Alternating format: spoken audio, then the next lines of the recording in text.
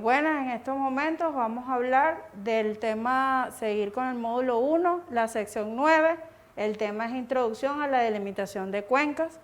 En esta sección vamos a ver todos los procesos hidrográficos que conforman la cuenca y la importancia de lo que constituye esto en el balance hídrico, considerando los factores fisiográficos que en ella se encuentran.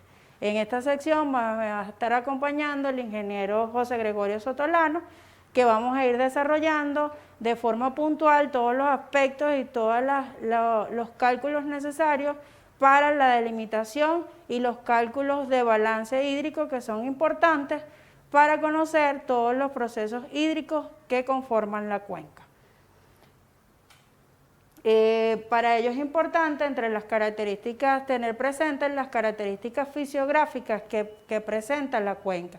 Entre ellos está la topografía y todas las variaciones geomorfológicas que ella se encuentra. Como pueden ver en la lámina, es importante conocer el significado de la cuenca, que es una zona de superficie terrestre bien definida topográficamente. Es por ello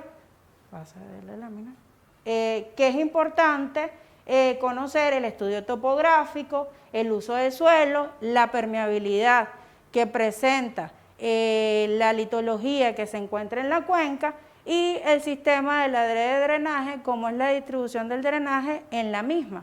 Y esto nos va a permitir ver el comportamiento que tiene esta cuenca hidrográfica. Uno de los procedimientos que son muy importantes y que definen y para caracterizar un sistema topográfico dentro de una cuenca y conocer y delimitar son los procesos de delimitación de la cuenca. Bueno, para dar continuidad al tema de la delimitación de cuenca y ver cómo forma la fisiografía de la misma, vamos a hablar uno de los procedimientos importantes, que es el procedimiento para la delimitación de las cuencas hidrográficas. Para ello es importante conocer qué es una curva del nivel. En la gráfica que tenemos dibujada, en este dibujo, vamos a ver que una curva de nivel o una línea topográfica es una línea curva continua que presenta una cota que representa un mismo nivel de la cota topográfica, es decir, que representa cómo es en su conjunto, cómo es la topografía de ese relieve y la geomorfología de la zona de estudio. Entonces, como pueden ver, tenemos varias curvas de nivel, ¿ok? Que en cada una, por ejemplo el 80, todas estas líneas alrededor de la misma representa el mismo nivel topográfico en cada uno de los puntos. Y así sucesivamente. ¿Qué vamos a representar aquí?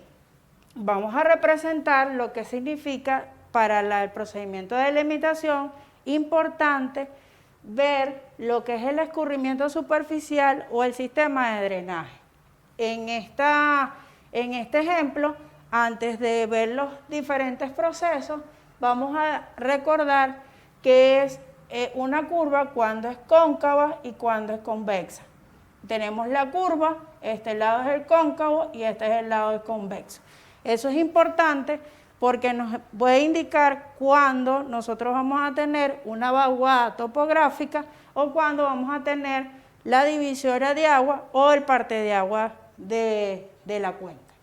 Entonces, en el primer caso, nos representa la vaguada topográfica, que las curvas van de la cota más alta, de mayor a menor.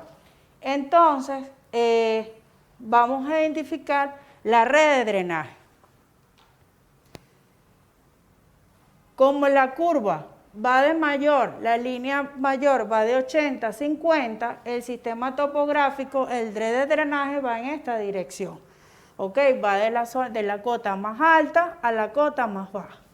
Entonces, la vaguada topográfica del red de drenaje va a ir con relación a la curva convexa, es decir, va de la cota más alta en esta dirección a la cota más baja. ¿ok? El sistema de drenaje.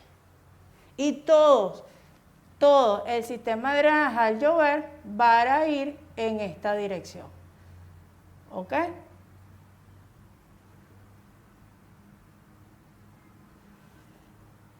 El segundo caso, una vez identificada el sistema de drenaje, vamos a ir, el segundo caso, a ver el caso donde se encuentra la divisoria de agua, es decir, o el parte de agua, que en unas literaturas se conoce. Entonces aquí vamos a tener las curvas de forma inversa, vamos a tener de las curvas menores a las curvas mayores, de mayor cota topográfica o nivel topográfico. Entonces, al tener las curvas inversas, la divisoria de agua va a ser una línea imaginaria que va a cruzar la parte cóncava en esta dirección, cruzando el borde o la cresta de la línea divisoria superior topográfica de esta imagen, ¿ok? Entonces, todo como se llama divisoria de agua, todo cuando llueve, si tenemos un evento de precipitación, todo lo que drene, si cae aquí una gota, todo lo que va a drenar de la cota superior a la cota inferior. Recuerden que si yo tengo esta cota de 50, toda esta línea es de 50, es decir, si yo me voy a una representación gráfica de esta divisoria de agua, es algo parecido a esto.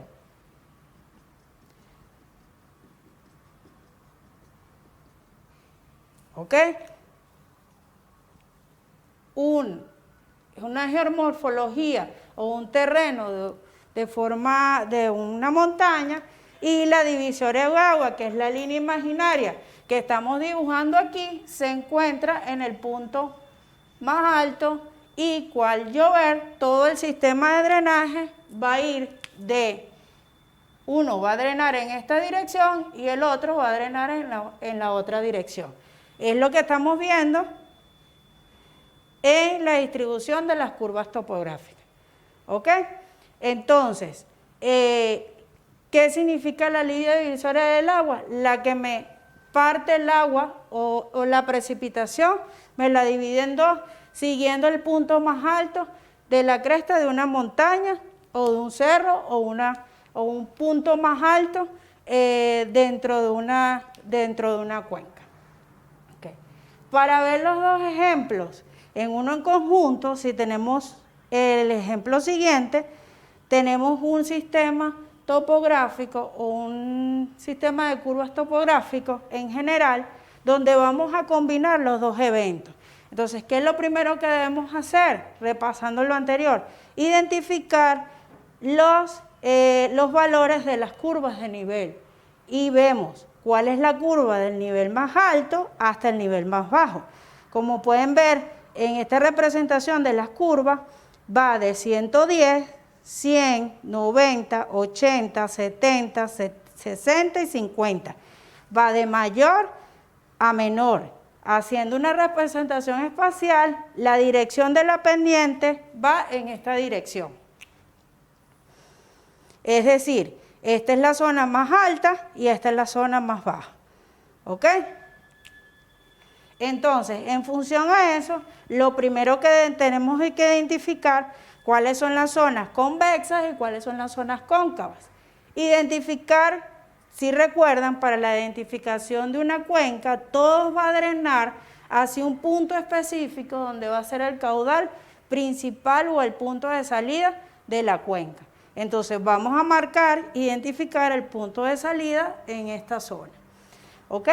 Segundo, debemos ver el sistema de drenaje. Como lo identificamos en el ejercicio anterior, vamos a ver cuáles son los puntos donde van de la cota mayor a la cota menor. Entonces, si vamos de mayor a menor, al identificar el punto, vamos a ir de esta manera. Entonces, el sistema de drenaje aquí va a estar pautado de esta forma.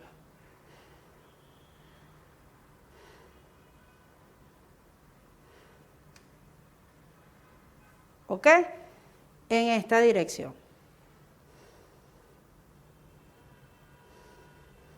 ¿Ok? Otro punto importante del otro sistema, ver el otro sistema de drenaje, va a estar en esta dirección.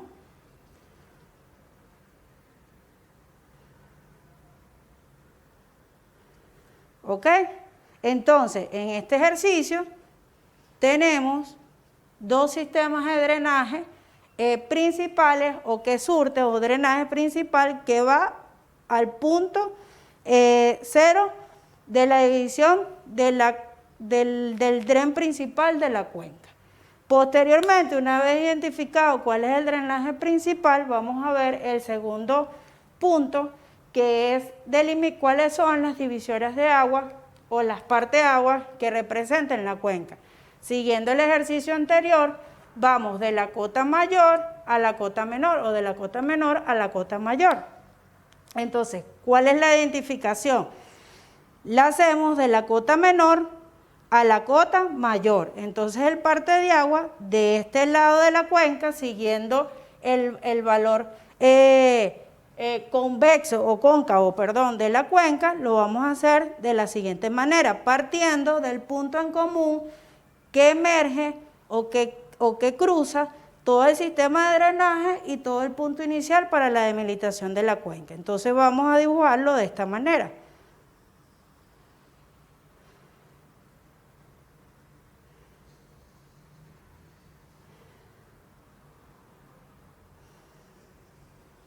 De este lado va a ser el siguiente.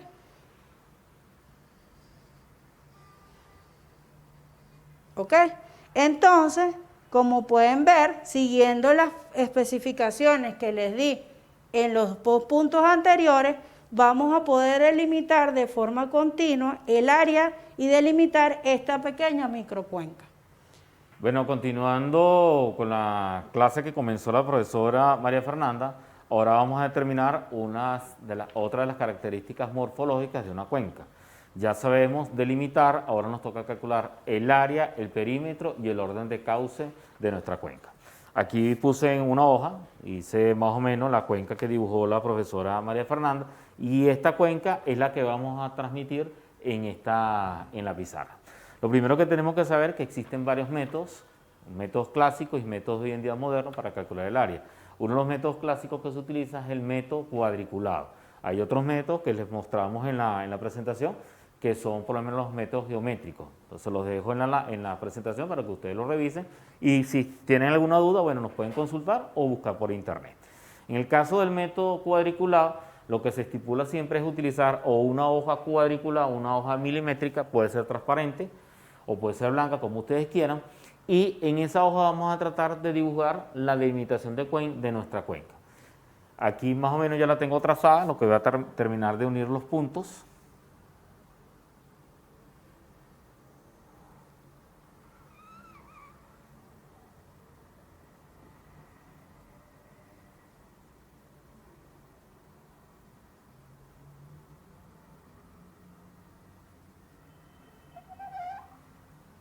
Y lo importante cuando nosotros estamos haciendo nuestra delimitación de cuenca siempre es marcar el punto de cierre. Acuérdense que cuando dibujamos esto venimos de las curvas de mayor nivel a las curvas de menor nivel, y así es que se mueve nuestros ríos, nuestros cauces, desde donde nacen a donde van a desembocar. ¿Ok?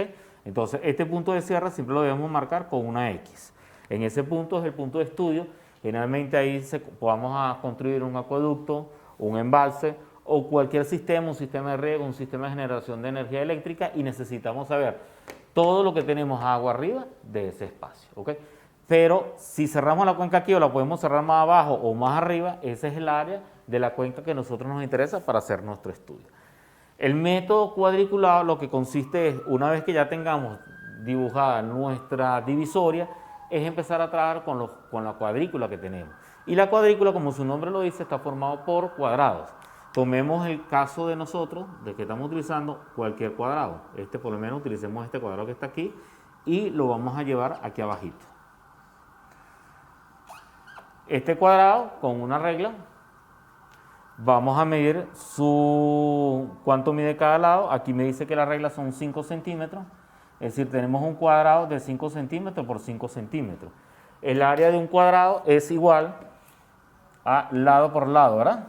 O, como decimos en matemática, L elevado a la 2, elevado al cuadrado. Es decir, tenemos que el área es 5 por 5, son 25 centímetros al cuadrado, tal como aprendimos en la primera clase de nivelación. ¿Ok? Recordemos que esta área es en el papel o en el formato que estemos trabajando, y esta área tenemos que trasladarla a el valor real, es decir, en la realidad, en el terreno. Y para eso utilizamos la escala. La escala, acuérdense que puede ser 1 a 100.000, 1 a 200.000, puede ser una escala de 1 a 20.000, o puede ser una escala de 1 a 50.000, o la que ustedes tengan, ¿ok? Eso se lo va a decir el mapa donde ustedes están trabajando. Vamos a suponer que estamos trabajando con la escala 1 a 100.000. ¿Qué quiere decir la escala 1 a 100.000? Recordemos lo que vimos en la clase de nivelación, que 1 centímetro en el papel representan 100.000 centímetros en la realidad. Si hubiésemos escogido o hubiésemos tenido en nuestro mapa que la escala es 1 a 50.000, ¿qué quiere decir? Que 1 centímetro son 50.000 centímetros en el terreno, ¿ok? Visto esto, bueno, vamos a empezar a trabajar con nuestra cuadrícula que tenemos aquí. Entonces, estoy dejando como dato que el lado de cada cuadrito son 5 centímetros y que el área del cuadrito en la hoja donde estoy trabajando son 25 centímetros cuadrados. El siguiente paso, para calcular el área, tenemos que determinar la cantidad de cuadritos que tenemos dentro de nuestra línea divisoria. Pero el gran problema que vamos a tener aquí es que unos cuadrados están completos y otros cuadrados están incompletos.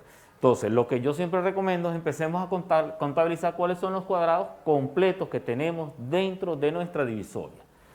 Entonces, empecemos a contar. Aquí tenemos un cuadrado completo: 1, 2, 3, 4, 5, 6, 7, 8, 9, 10, 11, 12, 13, 14, 15, 16, 17, 18, 19, 20, 21, 22, 23, 24, 25, 26, 27, 28, 29, 30, 31, 32, 33, 34, 35, 36, 37, 38, 39, 40, 41, 42, 43, 44, 45, 46, 47, 48, 49, 50, 51, 52, 53, 54, 55, 56, 57, 58, 59, 60, 61, 62, 63, 64, 65, 66, 67. Entonces, cuadros completos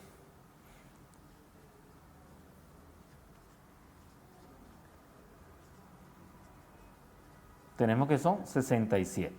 Después, los cuadros completos 67 quiere decir que representan el 100%, es decir, 100% porque el cuadro es completo como el que tenemos estabilizado aquí, ¿ok? Entonces tenemos 67 cuadros. La primera área que tenemos que hacer nosotros es, tenemos 67 cuadros completos, ¿cuál es el área que mide cada cuadrado? 25 centímetros. Entonces el área de los cuadrados completos sería 67 por 25 centímetros cuadrados. Por ahí tenemos a María Fernanda que nos va a sacar la cuenta y nos va a decir cuánto es 67 por 25. Después que tenemos los cuadros completos, vamos con la mitad de los cuadros, ¿ok? Entonces aquí tenemos que tener un poquito la visual y trabajar un poco mancomunadamente. Entonces, si empezamos a ver nuestra distribución, y lo voy a hacer con otro color, el color rojo, aquí tenemos la mitad de un cuadrado, aquí tenemos la mitad aproximadamente de otro cuadrado, aquí tenemos la mitad de otro cuadrado, ya van 1, 2, 3 cuadrados, 4 cuadrados, 5 cuadrados, 6 cuadrados, 7 cuadrados,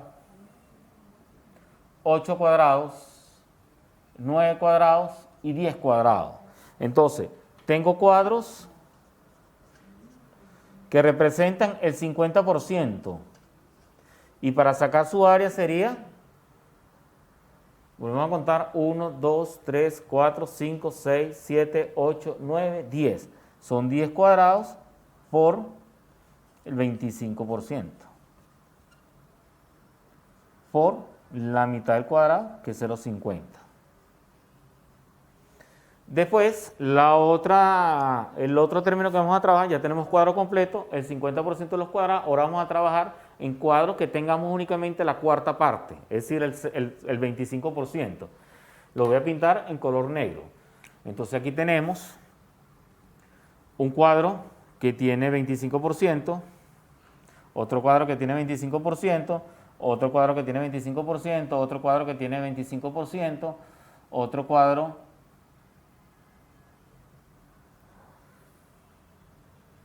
y otro cuadro que tiene 25%. Entonces tenemos 1, 2, 3, 4, 5 cuadrados. Entonces, cuadrados con el 25%,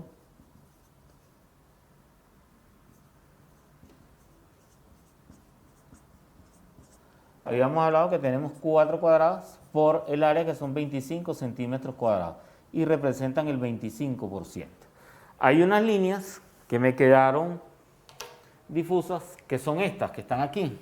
Aquí hay un pequeñito, pero si sumamos esto, con esto, con esto, con esto, eso más o menos representa como un 25%, es decir, un cuadrado del 25%, ya tenemos uno más, es decir, que ya no estamos hablando de 4, sino de 5. Y si nos vamos por aquí abajo, otra parte nos quedó, aquí vemos esto y esto, este que está aquí, este pedacito que está aquí, es más o menos el pedacito que tenemos aquí. Entonces, si a este pedacito le ponemos el pedacito aquí, estamos hablando de un cuadrado completo. Y entonces un cuadrado completo ya no serían 67 cuadrados completos, sino 68 cuadrados completos.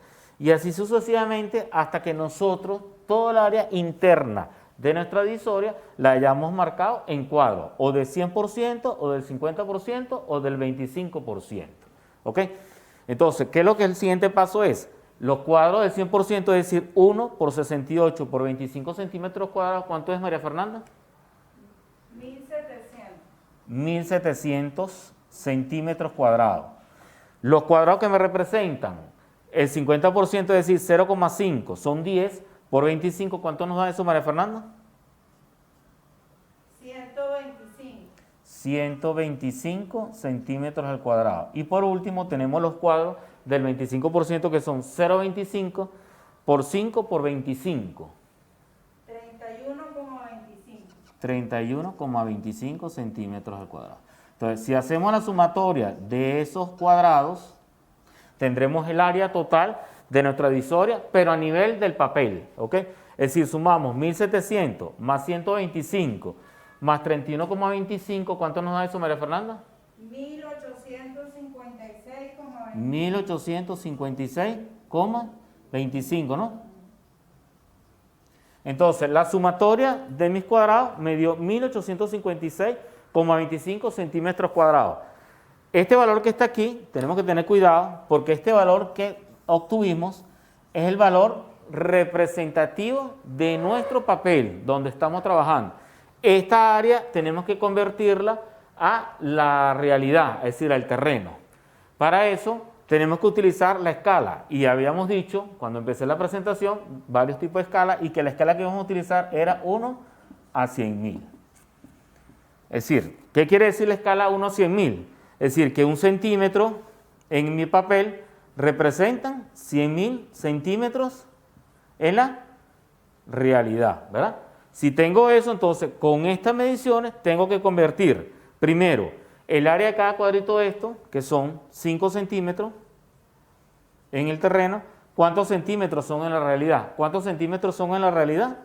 X igual a 500.000 centímetros en la realidad. Es decir, 5 centímetros de aquí, que me mide en el papel mi cuadro, son 500.000 centímetros en la realidad. Si el área que nosotros utilizamos aquí en el papel son 5 por 5, 25, deberíamos sacar cuál es el área real en centímetros cuadrados. 5 por 5 son el área real de mi cuadrado, son 2,5 por 10 a la 11 centímetros cuadrados. ¿Ok? Y si yo quiero convertir estos centímetros cuadrados, porque no es una unidad que utilizamos nosotros generalmente para medir áreas, porque las áreas que utilizamos son las hectáreas o los kilómetros cuadrados. Si llevamos estos centímetros, kilómetros cuadrados, recuérdense que estamos yendo de una unidad pequeña a una unidad grande, vamos dividiendo, vamos en sentido contrario. ¿Y cuánto espacio estamos dividiendo? Estamos dividiendo 4 escalones. El metro, el hectómetro, el decámetro, el hectómetro y el kilómetro. ¿Ok? Son 4 escalones que tengo que subir. Y como es una unidad de superficie, cada escalón representa 2 ceros, tal como se lo expliqué en el curso de nivelación. Estamos subiendo, entonces, ¿cuántos ceros son? 2, 4, 6, 8 ceros. Por eso que estamos diciendo que de 2,5 por 10 a la 8 centímetros, mi conversión sería 2,5 por 10 a la 11 por 10 a la menos 8. Y eso me da exactamente 2,5 por 10 a la 3 kilómetros cuadrados. Y ese es el área que representa un cuadrado en el papel representado en el terreno. Es decir, ¿qué deberíamos hacer nosotros? En menos de multiplicar por 25 centímetros, deberíamos estar multiplicando ¿por cuánto? Por 2,5 por 10 a la 3 kilómetros cuadrados. Es decir, 1 por 68 por 2,5 por 10 a la 3, 0,5 por 10 por 2,5 por 10 a la 3 y 0,25 por 5 por 2,5 por 10 a la 3. Y los resultados que me den aquí, que no van a ser en centímetros cuadrados, sino ya en kilómetros cuadrados, lo estaría sumando y ese sería el total de mi área. Bueno, y esta es la metodología clásica que nosotros utilizamos generalmente para determinar el área de una cuenca. A continuación, la próxima característica morfológica que vamos a determinar en nuestra cuenca es el orden de cauce. ¿Qué quiere decir esto? Tenemos nuestra red hidrográfica, volvemos al dibujo que teníamos de la delimitación de cuenca que hizo la profesora María Fernanda. Ella les empezó a hablar antes de la delimitación, la red hidrográfica. La red hidrográfica son todos los cauces internos que tenemos en nuestra cuenca, todas las nacientes que llegan al punto final. Esta misma red hidrográfica es la que le acabo de dibujar aquí en nuestra pizarra, en nuestra cuadrícula. Entonces tenemos esta red, las redes principales y las secundarias. Y lo que me permite entonces el orden de cauces es saber cuál es el orden, cuál es la red, el número de cauces que tiene nuestra red hidrográfica. Empecemos entonces siempre en algunos de los ramales y siempre debe comenzarse en el sentido antihorario, es decir, en sentido contrario a las agujas del reloj. El sentido antihorario, recuérdense que si hablamos sentido horario sería así, y si estamos hablando de sentido antihorario sería al revés, de esta manera, ¿ok? Así. Entonces, el primer ramal que tenemos es este aquí y empecemos entonces por los extremos. Este sería el ramal número 1, este sería el ramal número 1 y este ramal número 1. La dinámica me dice que cada vez que tenga dos ramales número 1 y se unen, 1 y 1 pasan a ser 2. Entonces, este ramal que está aquí, este pedazo que comienza de aquí a aquí es ramal 2. Es decir, tengo 1, 1, 1 y 1, 1 y 1, comienzan el 2. Después tenemos ramal 1 y ramal 2, prevalece el ramal mayor. Entre 2 y 1, ¿cuál es el número mayor? 2. Y este ramal es 1. Vuelvo otra vez. Entre 1 y 2, ¿cuál es este ramal que me viene? Este es ramal número 2. Ese es el orden. Vamos con el otro ramal. Aquí volvemos a poner el número 1 y el número 1. 1 y 1 quiere decir que este es ramal 2. Y aquí tenemos un ramal 1 y este es 1 y 2. ¿Cuánto es? 2. Y este ramal es 1. 1 y 2 es 2. ¿Ok? Hasta este punto. Vamos a ver este ramal. Aquí es 1 y 1. 1 y 1, ¿cuánto es? 2. Y después tenemos un ramal 2 y un ramal 2. ¿Qué número será el que viene aquí a continuación? Ramal 3, que es el número superior. ¿Ok? Y este llega hasta este punto. Y el anterior llega hasta este punto. Me queda ahora estudiar este otro ramal.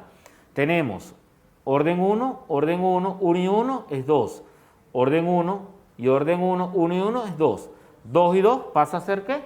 Número 3. ¿Ok? Vamos a ver entonces en este punto. Si vengo con un ramal 3 y de aquí vengo con un ramal 3, este pedacito ¿qué será? Número 4. Y si aquí vengo ramal 2, es decir, este es 2 y tengo 2 y 2, este pedazo sería, ¿quién es mayor, el 4 o el 2? ¿Cuál es el ramal? El número 4. Entonces, ¿cuál es el orden de cauces de nuestra cuenca? Es de orden 4. Y así entonces se determinan los órdenes de nuestra red hidrográfica. Okay. Dentro de las mismas características morfológicas de la cuenca, siempre es importante calcular la cantidad de agua que le entra a la cuenca. Y la mejor manera de ver la cantidad de agua que le entra a la cuenca es a través de la precipitación. Hay otra agua que son las entradas de las cuencas, que puede ser un trasvase, pero generalmente eso no es común en todas las cuencas, pero sí es común en las cuencas la precipitación. Entonces vamos a repasar tal como lo vimos cuando hablamos del ciclo hidrológico, la determinación de la precipitación. Hay tres metodologías o tres métodos básicos que nosotros utilizamos para calcular la precipitación. La precipitación media o el método aritmético, el método de los polígonos de Thiessen y el método de las isoyetas. De los tres métodos, el método más sofisticado y con más exactitud es el de las isoyetas, pero el nivel de este diplomado no llega a eso, a trazar isoyetas, porque eso representan clases muy especializadas para aprender, para que cada uno de ustedes aprenda a qué es una isoyeta y cómo se calcula, cómo se marca una isoyeta y cómo podemos utilizar las isoyetas para calcular la precipitación. Tal como se los planteé cuando hablamos del ciclo hidrológico, uno de los métodos quizás no es el más preciso, pero sí nos da un valor de cómo se comporta la precipitación, es la precipitación aritmética. Y para eso lo que tenemos que tener o disponer en nuestra cuenca son las estaciones meteorológicas que tenemos dentro de nuestra divisoria, ¿ok? Aquí tenemos que tener cuidado, porque podemos tener el ejemplo que tenemos varias estaciones dentro de nuestra divisoria, pero puede ser que no tengamos ninguna estación, que no exista ni A, ni B, ni C, y que la única estación que exista es C, sea D. Entonces, si este es el único, bueno, hacemos una ponderación y decimos que el valor que está aquí es algo representativo de la agua que me va a entrar en mi cuenca, pero no es el valor real. Lo mismo, si tenemos el valor de A, el valor de B, el valor de C y tenemos el valor de D, si esta estación está muy lejana a nuestra divisoria, mi recomendación, no se tome este valor y únicamente trabajemos con las estaciones que están dentro de mi divisoria. Pero si esta estación estuviera bastante cerquita a mi divisoria, bueno, sí, debería tomarla y porque es representativa para el entorno de mi cuenca. Recuérdense que cuando María Fernanda les habló que teníamos esto, ¿verdad? Y teníamos las divisiones, lo que escurre para acá y lo que escurre para acá. Y este es el nivel máximo de una cuenca. Y esto para acá puede ser una cuenca y esto para acá puede ser otra cuenca. Y fue lo que me está pasando aquí. Que a lo mejor el punto D o la estación D representa a la cuenca de este lado y el punto A, B y C representan puntos de estaciones que están de este lado de la cuenca. Entonces, este punto que está aquí no es representativo, así estemos a la misma altura, pero no me representa la cuenca. Vuelvo a repetir, si no tuviera ningún dato dentro de mi cuenca de estudio, que es lo que generalmente pasa en Venezuela con muchas de nuestras cuencas, bueno, lo que hacemos es extrapolar con valores fuera de la cuenca o cercano a la cuenca para estimar el valor de mi precipitación. Pero eso es otra metodología que no vamos a ver tampoco en este diplomado, ¿ok? Este diplomado vamos a hacerlo con los casos hipotéticos. Entonces aquí les puse los 4 puntos, la estación A en promedio al año cae en 1.300 milímetros, el punto B 790 milímetros, el punto C 530 milímetros y el punto D 450 milímetros. ¿Cómo calculo yo mi precipitación aritmética? Más nada, con una ecuación que me dice que la precipitación será entonces la suma de todos los puntos o de todas las precipitaciones que están en mi cuenca sobre el número de puntos de mediciones. Si estoy hablando de mi cuenca, ¿cuántos puntos de mediciones tengo? 3. Entonces, ¿qué debería sacar? Sumar, voy a hacerlo de otro color, deberíamos sumar 110 milímetros, 60 milímetros, perdón, deberíamos sumar 1.300 milímetros, 790 milímetros y 530 milímetros. Ese valor que María Fernanda nos está ayudando, ¿cuánto da ese valor, María Fernanda? 1.300 más 790, estamos hablando de 2.000, 2.120 más 530, ¿cuánto es?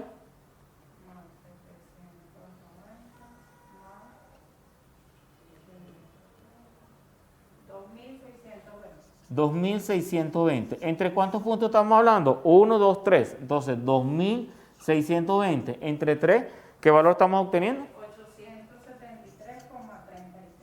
873,33 milímetros, ¿ok? Y entonces este sería el valor de mi precipitación anual de mi cuenca, ¿ok? También podemos tenerlo, no anual, sino podemos tenerlo diario si tenemos los valores diarios, y si tenemos los valores mensuales, también lo podemos tener mensual. Aquí lo importante, y antes de culminar la explicación de esto, que tenemos diferentes cotas, ¿verdad? Tenemos la cota de la mayor a la menor. La precipitación, el comportamiento de la precipitación es donde tenemos mayor altura, la precipitación es mayor, donde tenemos menor altura, la precipitación es menor. La única variación que podemos tener aquí es si aquí tuviéramos la costa y los vientos de costa me pueden hacer variar esta precipitación, que la precipitación en el punto más alto no sea la mayor. Puede ser No la menor tampoco, pero puede ser que en otro punto muy cercano al punto de mayor cota sea mayor que en ese, porque esos son efectos orográficos. Pero eso tampoco es tema de este diplomado, sino nada más se lo doy por algún conocimiento. Hay unos diplomados más adelante que ustedes podrán ver que les habla de todos estos cálculos en detalle especializados y ustedes pueden determinar no solo con el método aritmético o con los polígonos de Tisser o con la isoyeta como les dije anteriormente, un valor más exacto que este que determinamos por aproximaciones. Continuando con todas las características o todos los cálculos necesarios que se deben hacer dentro de la cuenca, vamos a hacer un repaso que vimos en el módulo 1 en la sección del ciclo hidrológico, que es el balance hídrico de la cuenca. Entonces, para identificar el balance de una cuenca tenemos que identificar cuáles son las entradas y cuáles son las salidas que están en esta cuenca hipotética. Para ello tenemos las entradas, que son el aporte de agua al sistema. En este caso, en el caso de esta cuenca, tenemos la precipitación media. Esta puede ser anual, puede ser mensual, puede ser diaria. Esto va a depender de todos los valores que me están arrojando las estaciones hidrometeorológicas que están dentro de la cuenca o el perímetro de la cuenca. Identificar las salidas, que son todos los procesos o todas las fases que me permiten la salida del sistema para llegar al punto final de la cuenca.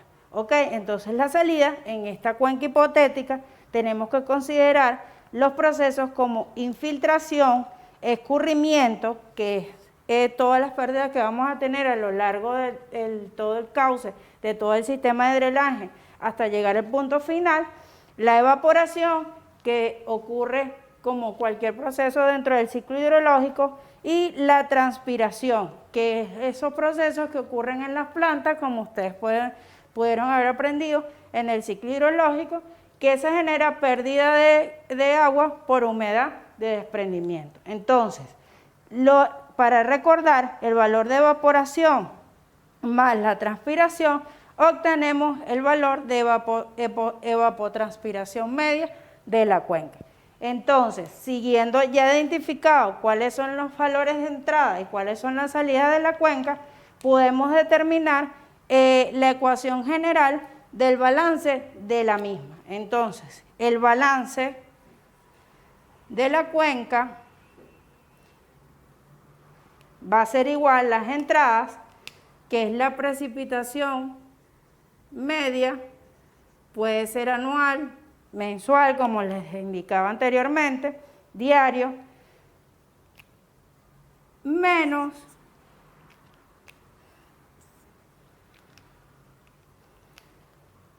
todas las salidas que son infiltración más escurrimiento más, podemos colocar el proceso general entre la evaporación y transpiración, que es la evapotranspiración, y cerramos el balance. Entonces sería el balance hídrico de la cuenca, sería la precipitación menos la suma de todas las salidas del sistema. ¿Ok?